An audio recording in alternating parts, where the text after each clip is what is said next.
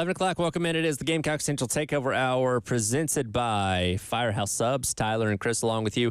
We got Wes in here in just a moment. Dive back into plenty of things going on with the transfer portal, as I'm sure you guys spent plenty of time talking about yesterday. It's been a little bit of a slower moving portal than it was a year ago, I feel like. Obviously, Carolina's in the midst of preparing for a bowl game, so I'm sure that has something to do with it, but I felt like we had a little more swift action in this week a year ago compared to this year. Tyler's complaining. I'm not complaining. Somebody tell Shane Beamer. I'm not complaining. No, I'm just kidding. I'm not complaining. Just making an observation. You know, I went back and looked, and I need to pull it up. We got a little bit of Tyler, we might have to go get some Starlink or something in here. I know it's slow right now. I said we're trying to get Wes hooked up here. It's a little bit slow right now. I was trying to effort a list from last year, but look, you do make a good point. I went back and looked. After like 48 hours of the portal, so the portal opened last Monday. Yep. About 48 hours later, maybe even sooner, where are the commits? You know, like, where are they? Sure. You know, and you see some other people landing commits or a few more visits scheduled, et cetera. And we can get into the why.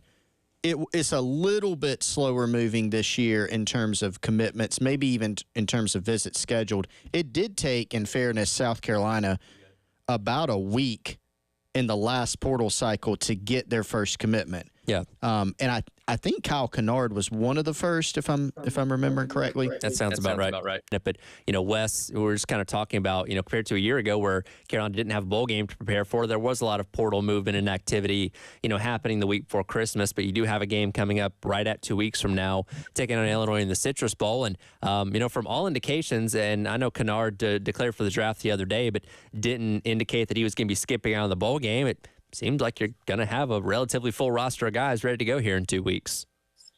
Yeah, and I'll be curious to see, guys, what that final tally ends up looking like. But you definitely don't have just that quick sort of urge to jump into the NFL life. It seems like I think there's unfinished business with this group, you can tell. And, I'm sure Kennard is probably heavily considering what his exact plans are going to be. I think a guy like Nick Imawari, who clearly is going to be a high draft pick, like they have to consider all options. I think you kind of understand that with the way things are these days. But, you kind of get the feeling that this team has something to prove. They want to get to 10 wins. They want to kind of continue the momentum from the regular season. You've got an opportunity to go beat a Big Ten team that's had a really pretty good season as well. A team that, for the most part, has not played the schedule that South Carolina has played, but really their last couple of years kind of mirrors South Carolina in that this is a team that was 5-7 last year. This is an Illinois team that's trying to get to 10 wins this year. And, I think for South Carolina, you can tell these guys care. You can tell they care about their legacy. And, it kind of hit me when you were watching, for one, the reaction from this South Carolina team to beating Clemson in the locker room, a lot of the videos that came out after the fact. And then if you just watched around college football, the number of fights or arguments or shoving matches that happened off of the whole flag planting thing, which is a completely different story.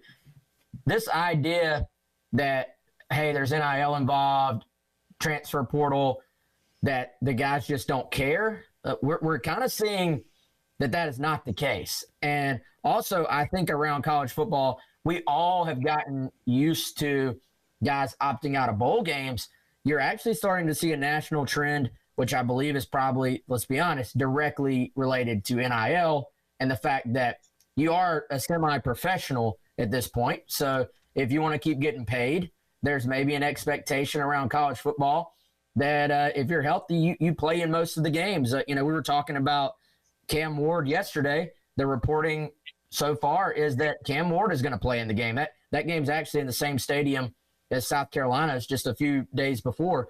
And so I was curious, as somebody who's going down there for the bowl game, do I go watch Cam Ward in person and get to see one of our probably better quarterbacks in the country in person? So I think that's an interesting trend for South Carolina, but also just nationally, is the guys maybe leaning back a little bit more towards playing in these bowl games. Well, and I think Coach Beamer has a good track record in his 4 years here so far of getting guys to buy in at different times. I go back to a year ago where they were 2-6, entering the last month of the season, needing to win 4 straight games just to make a bowl game. Obviously, ended up coming up short and lost to Clemson at the very end, but still, they played hard and they played like they cared through those first 3 games.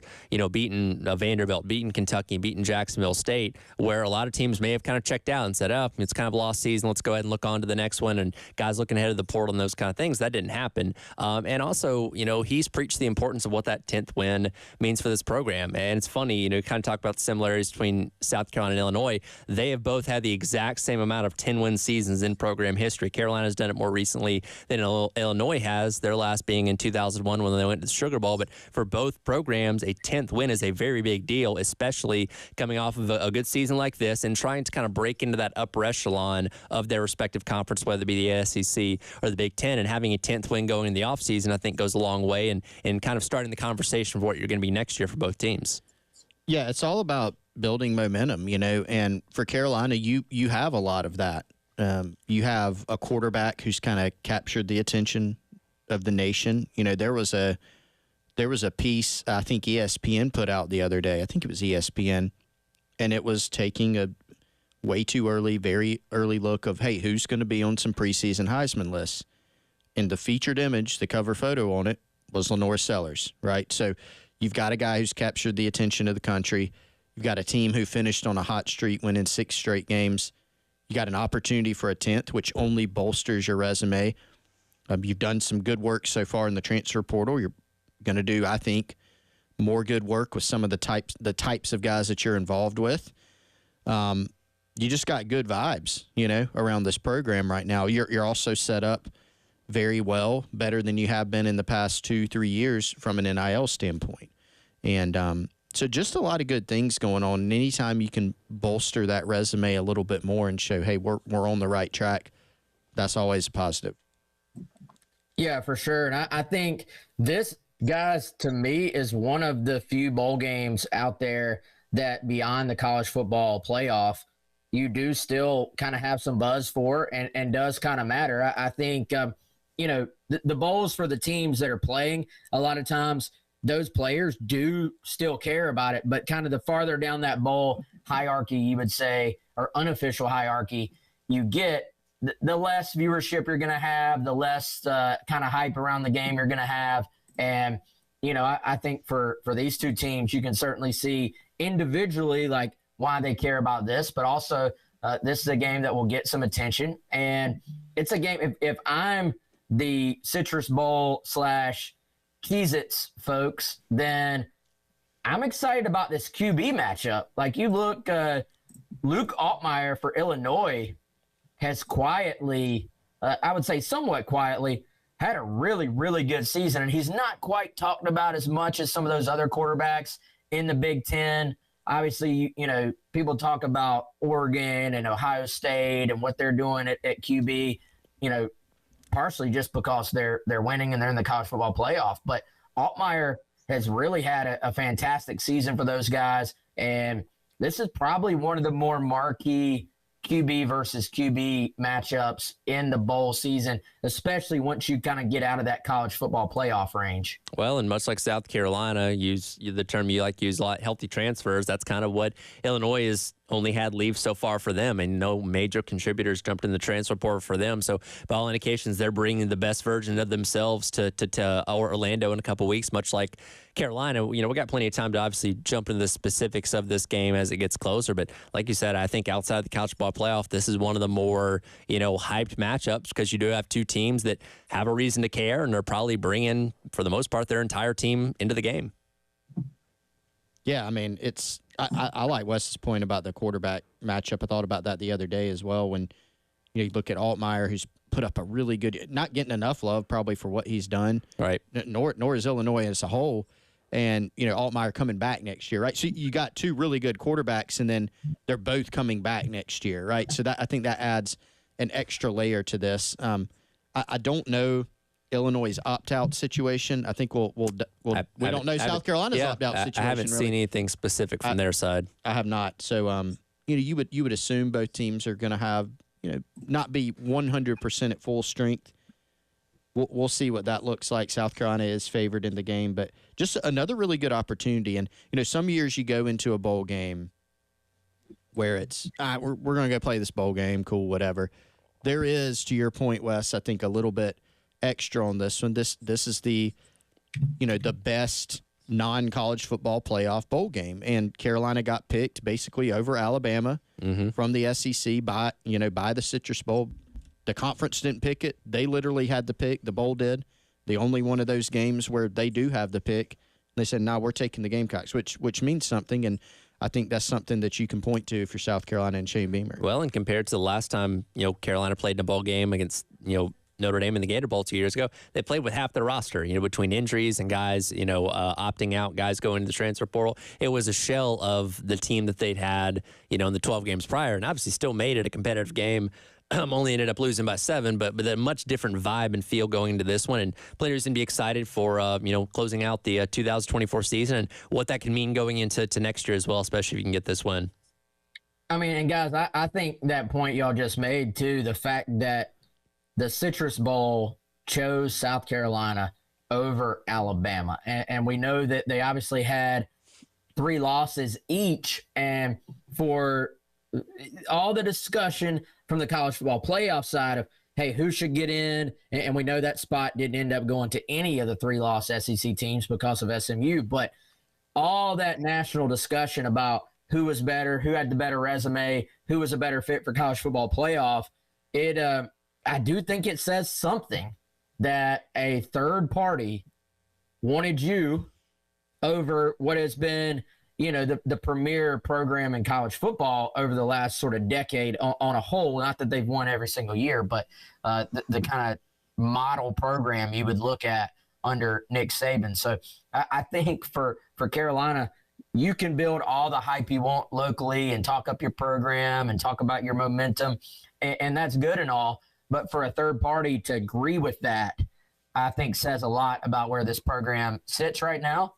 Now they just have to go take advantage of it. By the way, we'll hear from Coach Beamer on a special Citrus Bowl edition of Carolina Calls coming up tomorrow night at 6 o'clock with Todd Ellis. That's all right here on the game. Tomorrow morning, by the way, going to be out at Firehouse Subs at 542 Knox Abbott Drive over there in Casey once again for a Gamecock Central takeover of Firehouse in Casey. It is the Gamecock Central Takeover Hour presented by Firehouse Subs. We'll take a look at the latest stuff happening with the portal for South Carolina today, coming up next on your Tuesday here on the game.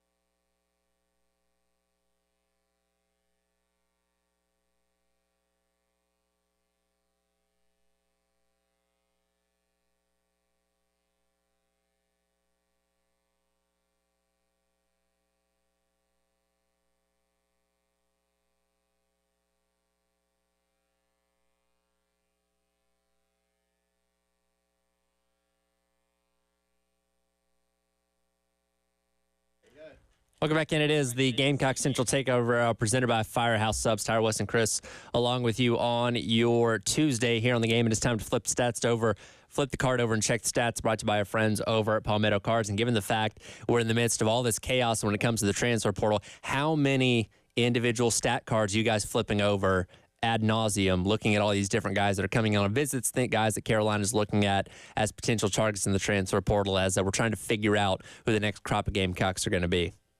A lot of stat watching. A lot of stat watching. No doubt. And some guys that have put up some very nice stats. Yep. That's the kind of guys you want. You do. Ideally.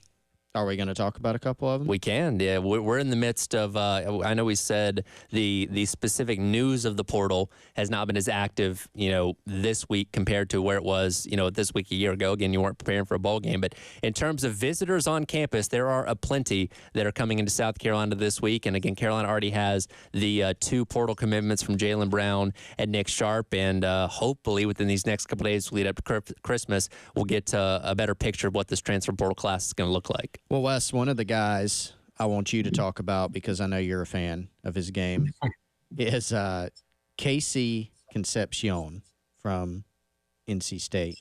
And, you talk about a guy that's put up some numbers in different ways. He had a good year this past season. NC State took a step back. This 2023 season was even better. A guy is just a dynamic playmaker. Like, he can do a little bit of everything for you. He can run the ball from the backfield, from jet sweeps. He can make you miss in space. He can take short passes and go the distance. He can give you a downfield threat. Very, very intriguing player that South Carolina has been involved with here. Yeah, he's one of those guys that fans get excited about. I think when you see the name, like, there are certain guys that maybe the staff gets excited about, and I'm sure, like, when you start talking about trenches and, adding a Nick Sharp, that's a guy that Carolina's very excited to have. But I think when you start talking about Casey Concepcion, you start talking about Justice Haynes, these skill guys, these difference makers, those are the type of players that fans can really start to dream about. Hey, what would it look like if we could add that guy to our roster that has Lenora Sellers at quarterback? What would it be like to add a Justice Haynes to the backfield with Lenora Sellers and his run game ability? And so you do see people start to get excited about that. And, I put both those guys right in the category of some of the players we've seen South Carolina add in the past, where you're kind of talking about proven talents. Like with Concepcion, he has done it at the Power 4 level. He's done it really from the moment he stepped on campus at NC State. There's been some maybe ups and downs in terms of QB play and which quarterbacks he's been on the field with. But this is a kid that can separate, can get open. He can play outside when you're talking about not your big sort of Xavier Legette 6'3" X guy, but certainly is capable of playing outside and making plays out there, is capable of playing in the slot and being a little bit more of a quick twitch, kind of underneath route guy. You can get in the ball in the running game as well. They just sometimes, from what I've seen, guys just stick him in the backfield and hand him the football. And I think for an offense that, I think is a little bit short on running back depth right now, just in terms of scholarship guys, there's some added value to me to having him on the roster in sort of that mindset as well. So I think this kid is kind of a no-brainer. He wasn't, Chris, like one of the first ones that popped out to us. Like we were kind of like, all right, what's frankly, these days, you sort of say, all right, if it's a big name guy, skill guy, what's the NIL ask going to be? Is that something that South Carolina is going to want to get involved with a particular player? Because you got to be careful with all those things. But so far, they have, I would say, Chris, safe to say, gradually gathered more and more traction. It seems like the mutual interest has steadily ramped up between the two parties. Not saying that means he's definitely going to end up in Columbia, but I would say very safe to say that he is worth tracking and keeping an eye on if you're a South Carolina fan. Yes. Sometimes guys pop up in the portal and something gets done pretty quickly. You see a guy go in the portal. I mean, we saw it yesterday. Missouri, Kawan Lacey, he's in the portal for, 8 hours or something like that, and ends up committing to a school that he almost signed with out of high school in Ole Miss. And we've seen similar situations at South Carolina where guys in the portal, maybe he takes a visit 2, 3, and ends up committing quickly to South Carolina. Seen others where a guy comes in later. I think Demetrius Knight was a later acquisition, if I'm remembering correctly, in last year's portal class. So, again, when the portal opens, it takes more than 48, 72 hours a lot of times for, some guys to come on the radar. And so Concepcion, when he came on the radar, the initial thought was actually, he might go to K-State because his brother flipped to K-State from NC State. He was a 2025 high school prospect. Well, K-State's not even in the top 6, He puts South Carolina in the top 6, and you go, ooh, that's interesting. Start digging on it. And you're right, Wes, as time has gone along, there has seemed to be more and more traction between those two parties, so we'll have to see where it goes now. And I think it's also significant to note when you look at Concepcion, when you look at Justice Hayes, 2 guys, high-level guys at their respective schools and obviously sought-after commodities in the transfer portal, considering South Carolina, to where a year ago, it wasn't. And, yeah, you got Rocket Sanders that obviously came in from Arkansas, but in terms of these other big names, they didn't show as much of an interest in South Carolina because you didn't know what the quarterback situation was. And, there was a lot of promise in Lenore Sellers, but we hadn't seen it proven on the field, in a role against good competition yet. Now, when you've seen what he's done, especially in the back half of the season, guys want to come play with him. Guys say, hey, if I play with that quarterback, that's going to elevate me, help get me to the next level, whatever it may be. So that is an even further selling point outside of the NIL and all those other things that can get you some high caliber talent out of the transfer portal on offense.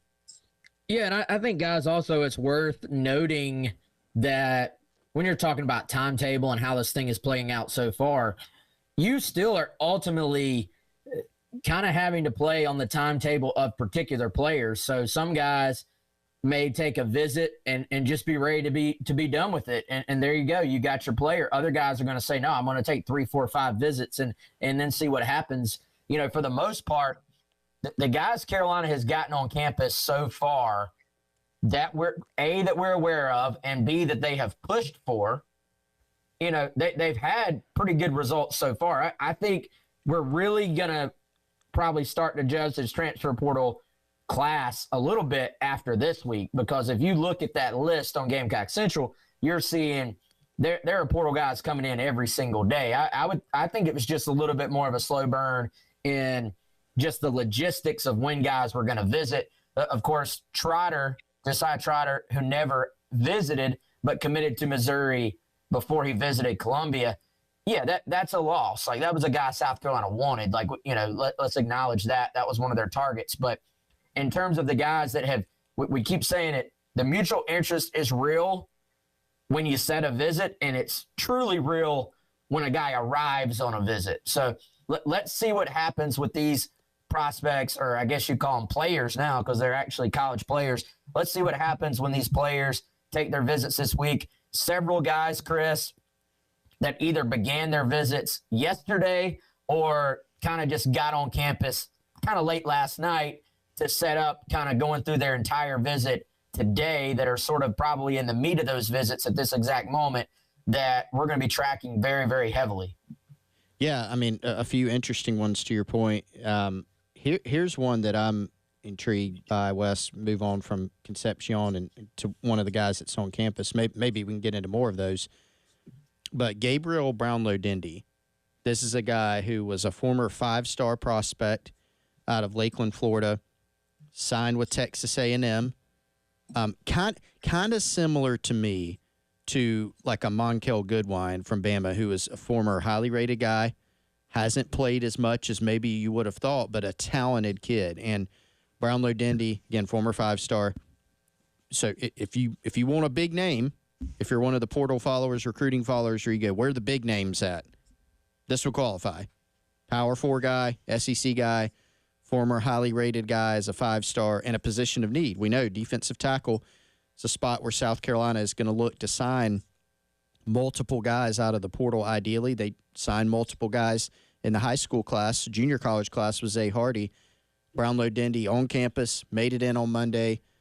The meat of the visit, good portion of it taking place today. I've heard that it's going well so far. We'll see where else does he visit, who else is he considering. I know Alabama has been in the mix, but I think South Carolina is going to end up having a good shot there as well. Certainly stay on top of that and see what becomes of everything going on with the transfer portal with South Carolina. School in the upstate finally embracing the transfer portal. We'll dive into that coming up next. It is the Gamecock Central Takeover Hour presented by Firehouse Subs on your Tuesday here on the game.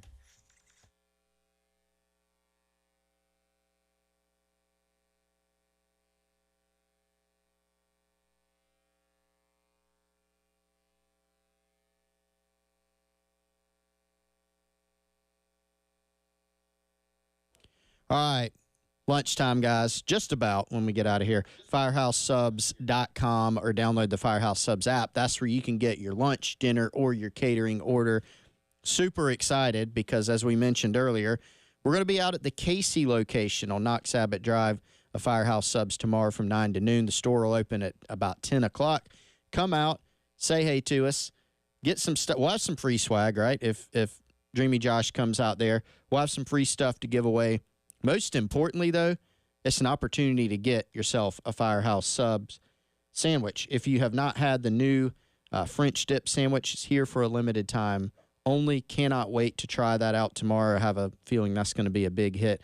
But any of your Firehouse Subs favorites are also available. 15 convenient locations, including the Casey store, available to you. FirehouseSubs.com, or earn yourself some rewards through the Firehouse Subs app.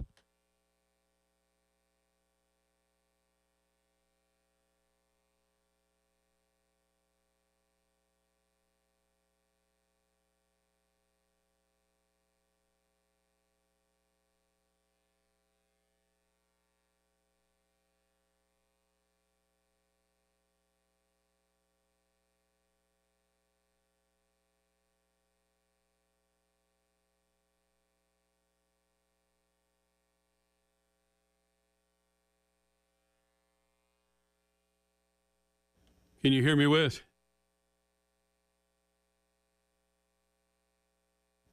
Wes.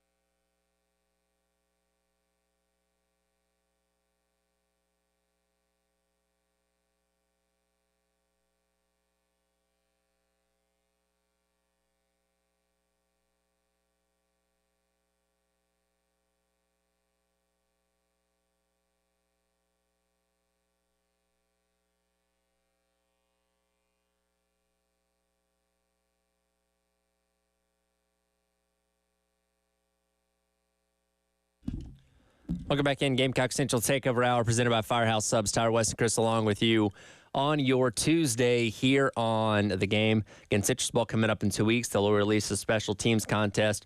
Rolls through the Citrus Bowl, $1,200 once again up for grabs if the Gamecocks can get a special team score against Illinois. Go online to 1075thegame.com and register if you've not already for the Loyola Special Teams Touchdown Contest. Talking a lot about the transfer portal. One school that we don't really talk about when it comes to the transfer portal is, of course, Clemson. Dabo Swinney been very much against the portal in recent years. Well, news coming out yesterday that surprised a lot of people as they've officially accepted via the transfer portal wide receiver Tristan Smith out of Southeastern Missouri State. Now, technically speaking, Dabo Swinney has gotten some quarterbacks in the portal over the past couple of years, mainly guys to fill spots on the roster. This is somebody, though, that is expected to come in and contribute out of the portal coming up next season. Seems like Dabo Swinney is finally adapting to the new ways of college football, it seems.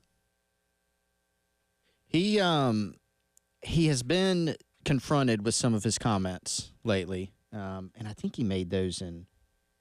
Well, it was a long time ago, longer ago than I thought. Basically, the quote that everybody's latched onto is, "I'll quit." Basically, I'll go do something else if college athletics becomes professionalized. Right. But I think he mentioned, in that quote, as far as paying players, this is a quote, professionalizing college athletics, that's where you'll lose me. I'll go do something else because there's enough entitlement in this world as it is. He's kind of moved the goalpost a little bit. Sure. Now he said, hey, I didn't say I was against it. I was more talking about removing the academic component. But you look back at the quote and you're like, well, you kind of said it, right? Yeah. Because Dabo, if you look back at those quotes, he was basically saying it seemed to me, kind of extracting what he meant out of the quote. He was for marketing opportunities, what you would call true NIL. What we thought NIL was going to be in its original iteration, we didn't foresee it becoming what it's become, obviously. But now, here's the thing. What Dabo said he was against, paying players, that's kind of where you are. We are about to usher in revenue sharing. Yep.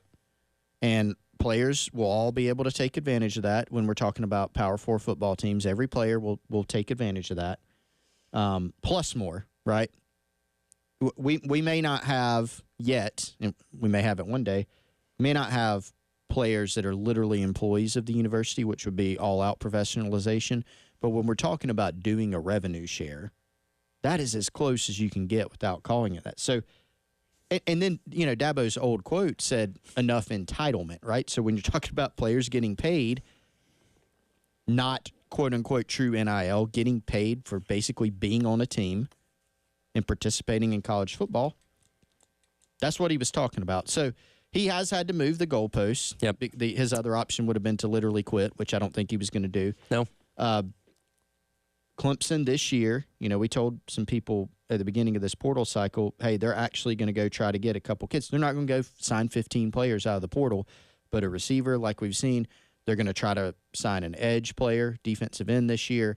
So that the posture has changed a little bit in Clemson. And Wes, when you kind of look at what this really past two seasons have been like for Dabo Swinney, they obviously fell below the 10-1 mark last year. Again, they are in the college football playoff. They got a lot of help with Syracuse beating Miami in the last week of the regular season. But when they played Georgia, when they played Louisville, it was obviously a close game against South Carolina. When they played better opponents, they've not been able to match up. And the ability to turn over a roster and change things drastically year to year that exists with the transfer portal, they've not taken advantage of. So you knew at some point, whether he wanted to or not, he was going to have to embrace this new style of roster building, and it seems like they're doing that.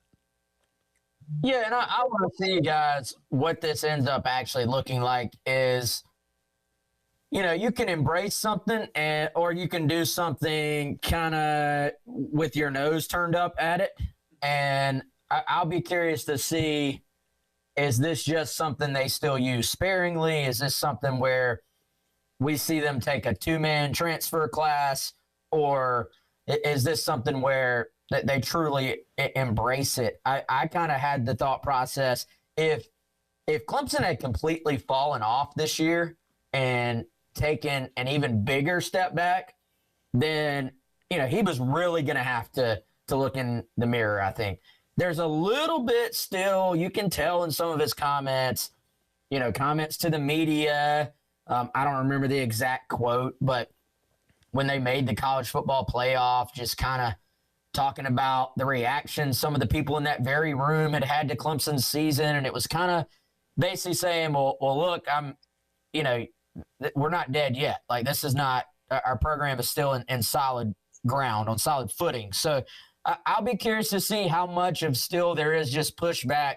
My way is still the best way, on top of, well, hey, we're going to take a portal guy here or there, versus a complete shift in thinking. I'm still going to be a little bit shocked, guys, if we look on there and Clemson has added 10 to 12 portal guys at the end of this cycle. It could be that they sign a receiver, which they've done, and a defensive end, and that's it. That might be all. Sure. I mean, it would certainly be shocking, like you said, Wes, if Dabo, to use his phrase, goes all in on the portal. We know he's not going to do that. They did need to make some changes. I think there was some pressure there. And there's a certain, because they haven't been as involved with or involved at all in portal recruiting, there is a certain naivety there.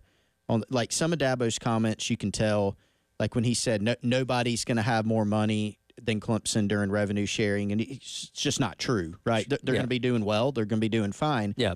Other schools are participating in this ecosystem too, and they've been doing it longer, and they know how to manage it too. To me, if they use it correctly, it could help them. There's something to be said, because we talk about this a lot. You don't want to completely build your team in the transfer portal. You're taking a risk there. You do want to recruit high school talent and develop it. The risk is believing in those guys too much at times and not supplementing, which is some of what happened to them this past year, I'm convinced. Yeah.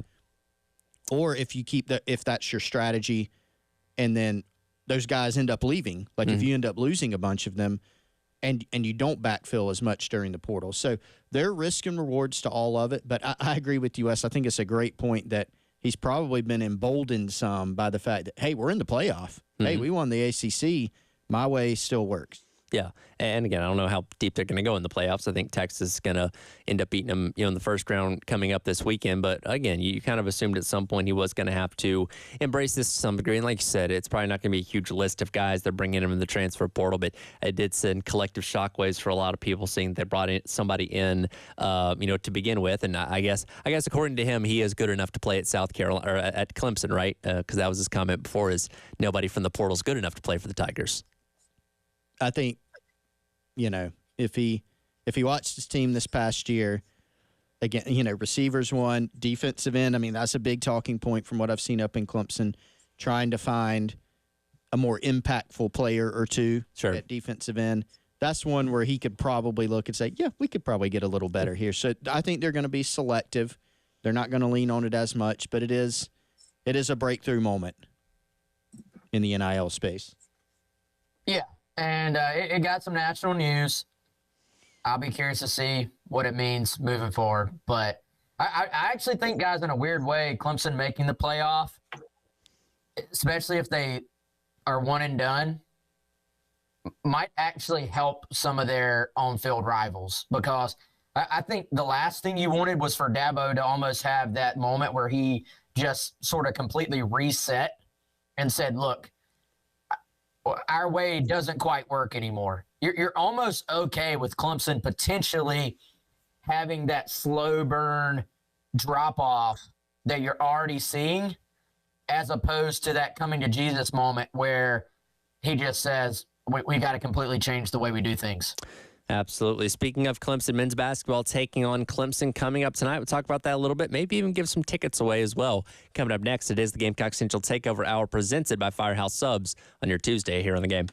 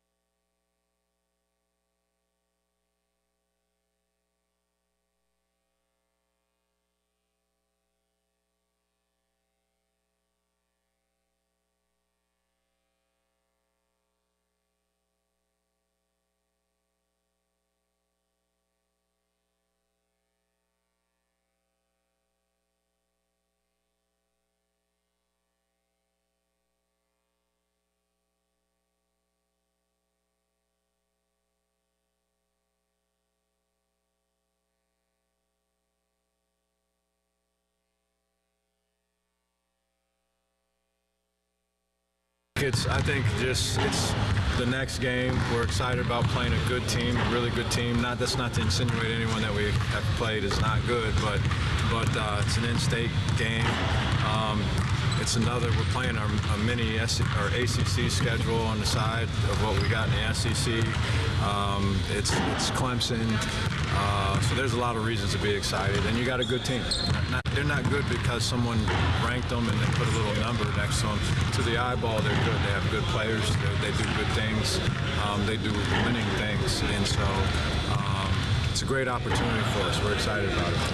Welcome back in. It is the Gamecock Central Takeover Hour presented by Firehouse Subs. Tyler, West, and Chris along with you on your Tuesday here on the game. That, of course, was the voice of Lamont Paris yesterday talking to the media, previewing tonight's matchup between South Carolina and Clemson over at Colonial Life Arena. Before we dive into this game, I have another pair of tickets. Caller number 5 right now, 803-404-6100. Win yourself a pair of tickets to see the Gamecocks take on the Tigers tonight at Colonial Life Arena. Tip-off at 7. Pregame starting here on the game at 6:30. You heard Coach Paris talk about the excitement level for this game coming up tonight. And look, with how busy football's been and obviously the great end of the season that Beamer's team has had, we haven't spent a lot of time talking about men's basketball up to this point, or women's basketball for that matter, just because of everything going on with football. But tonight really feels like a game that Carolina needs to make a statement. They have 3 losses on the season: North Florida, Xavier, and Indiana. Xavier and Indiana, both two very, very good teams that are, respectable to end up falling short too, certainly. But for what the onslaught of the SEC is expected to be, and what half the SEC is ranked in the top 25 as of right now, you feel like Carolina just needs to prove themselves against a team like Clemson to give you confidence as a fan base going into what's going to be a tough schedule of SEC play coming up here in a couple of weeks.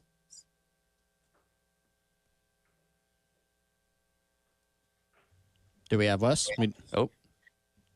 Yeah, I got you. There we go. I thought Chris was talking. My bad. So guys, I'm with you. Like, they're coming to your place. It's a home game. You just beat them in football, right? Like, you need this win, and we know South Carolina has already dropped an early game that the computers just are not going to like, and you're looking for ways to build up this resume, and you can't go into conference play still sort of chasing numbers, if that makes sense. And you know this is going to be an incredibly difficult schedule during SEC play. And so, I don't know. Y'all know I hate must win. It's not a must win, but it would go a long way if you could win this thing and just kind of also keep some of this overall athletic department momentum that you appear to have right now. And I think it would go a long way towards building confidence within this team as well, as they continue to try to sort of tinker with what their exact lineups and sort of, I guess, different looks they're going to put on the court. Well, and Chris, from mentioned from the standpoint of not wanting to say this is a must-win, if you want to keep the Palmetto series in your favor as of right now, I'd say it's a must-win. Right now, Gamecock Sports lead 3-0-2 over Clemson as of right now. No losses so far in the 2024-2025 edition of the Palmetto series, and would certainly like to see that continue tonight. By the way, shout out, the folks at Garnet Trust are having an event, a happy hour event, diagonally across the street at Golden Spur. Happy hour from 5 to 6:30, I think is what I saw on that. Yeah, that sounds right. I might stop by, Chris. You going? Yeah, might be there. You might get a Wes and Chris sighting at this event. Well, I'll tell you that's what worth else, the price of admission. What else you can cite is the Palmetto Bowl trophy will be there, from what we have heard. So you can check $0 admission, by the way. So yeah, Wes is the bouncer. He will be letting people in, deciding if you can go in or not. But seriously, you can go check that out before the Clemson game. If you're going over to CLA tonight to check it out, just roll by the happy hour for Garnet Trust. You can learn a little bit more about what's going on with NIL. Check out the Palmetto Bowl trophy. Maybe you can take a picture with it. Sure, why not? Sounds pretty cool. But no, this is a Clemson team that has been a good basketball team this year. They've had some big wins. They're talented. Interesting that the home team keeps winning this game. Lamont Paris joked about that they have an agreement. He and Brownell supposedly have an agreement that the home team wins. So we'll see if they stick with that tonight. But should be a good one and definitely going to be a big challenge. Do you guys like the fact that this game, and Paris was asked about this yesterday as well, the fact that this game's being played without students on campus? Because, again, it's a rivalry game. You know, you obviously had a lot of juice, and, you know, it creates an even better environment and atmosphere when you know you're going to have all the students there for it. I'm sure the crowd's going to be plenty good tonight, but, you know, and Bill and Preston were talking about this morning, you know, playing this game earlier might benefit you from a home standpoint if you have the kids around. Yeah, no, I hate it, to be honest. I mean, and I do feel like this is a basketball community, or this is a Columbia community that really, I feel like, starts to dive into basketball and get excited about basketball as football ends, to be honest. You know, I don't know if there's a perfect time to do it, but certainly you have a lot more energy in CLA actually after the new year. So I don't know if there would be any way to fit it in there with conference play, of course, going on. But it does kind of stink that your biggest non-conference game of the season every year takes place in a time when people just have not quite turned their attention to basketball yet, and when you obviously have the students not around. What can we do to fix this? When can we move it? I do feel like it's always like, which it shouldn't be, because there have been times where, I mean, look at last year's game. It's moved around. Really good teams. Yeah. It's moved around some. I think there needs to be more attention on the game. Sure. You know, because at times these are two good teams, but not every year. But, like, it's a rivalry. I mean, look at the football rivalry. Look at the baseball rivalry, which is one of the best rivalries. Some would say the best in college baseball. Yep. The basketball one is not to that level, and that's fair, right? But I do feel like it should have a little bit more attention on it. Again, tip-off tonight at 7 o'clock, pregame coverage starting here at 6:30 on the game. Reminder, coming up tomorrow, going to be out at Firehouse Subs, 542 Knox Savage Drive. In Casey, come by and see us from 9 until noon. That'll do it for the Gamecock Central Takeover Hour, presented by Firehouse Subs on your Tuesday here on the game.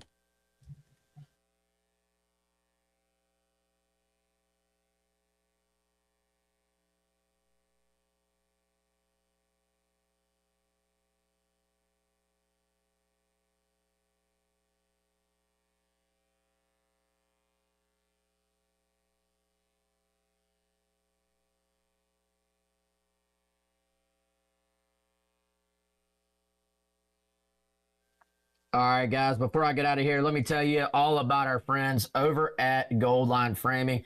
We tell you about them just about every single day, but obviously Christmas right around the corner. Time to get that shopping knocked out, and our friends over at Gold Line have some great gift ideas for you. If you've got a graduate in your life, of course, great place to go ahead and give them the gift of having their diploma framed up. Kendall Walsh, Johnny James, going to take great care of you in any and all of your custom framing needs. Again, that could be a diploma. That could also be original artwork, canvases, jerseys, flags, signed prints, memorabilia.